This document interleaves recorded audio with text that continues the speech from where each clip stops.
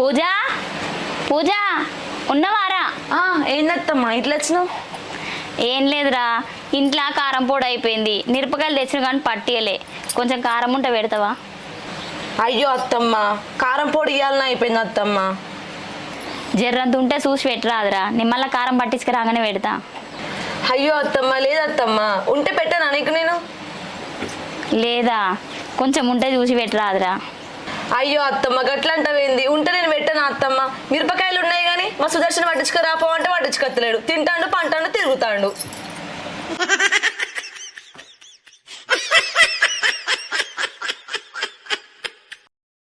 ఓ కర్రమ్మ కన్నా ఏం మాట్లాడుతున్నావే? నేనే కానీ 5 కిలోల కారం పొడి పట్టించుకొచ్చినా. అయ్యో అవునారా? మరి దీనికి కారం అడిగితే కారం లేదని అంటుంది. అది అట్నే చెప్తుంది, బొడుస్తుంది. వాళ్ళు ఎండలో పోయినప్పుడు ఇయ్యదా? ఇది వచ్చినా తీసుకొస్తా. అవునే, నువ్వు నా ఇంటికి వచ్చినప్పుడు గిట్లనే చేసిందా? పప్పు పెట్టు, చక్కెర పెట్టు అన్నప్పుడు ఎన్నిసార్లు పెట్టలే? కానీ పున్నాని పెట్టమన్నా బదలిస్తానే అన్నగా. అబ్బో ఉండాలి నీ అకౌంట్ది. ఇంకెప్పుడన్నా రా మా ఇంటికి, ఇక చెప్తా. పడిచినమ్మా. సరే రా, మరి నేను పోయేస్తా, మళ్ళీ పెడతా.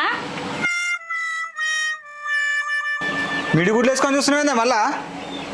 అమ్మకు నేను కారం పొడి లేదని చెప్పిన, నువ్వు వచ్చి కారం పొడి ఉందని ఎట్లా అన్నావు? ముందు ఎందుకు బదనం చేసినావు? చేస్తానే, చేస్తా, బరాబరి చేస్తా. ఏం చేస్తావు నువ్వు?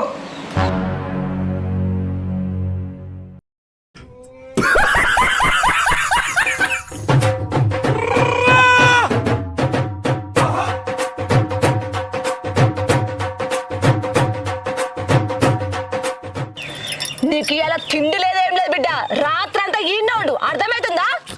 అరే కట్లిప్పే, పిచ్చిలేసి రాయాలి, కట్లిప్పి దాయే. అరే ఇటు రాయే కట్లిప్పు. ఏమో గిట్ల చేస్తావేందా నువ్వు?